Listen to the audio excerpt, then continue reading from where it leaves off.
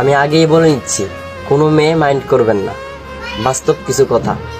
একটা মেয়ে প্রেমে পড়লে তার বান্ধবীদের মন্তব্য কেমন হয়?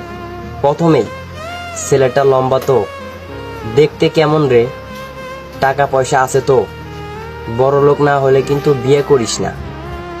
একটা ছেলে যখন প্রেমে পড়ে তার বন্ধুদের মন্তব্য কেমন হয়? প্রথমেই, দোস্ত পার্টি দিবি কবে?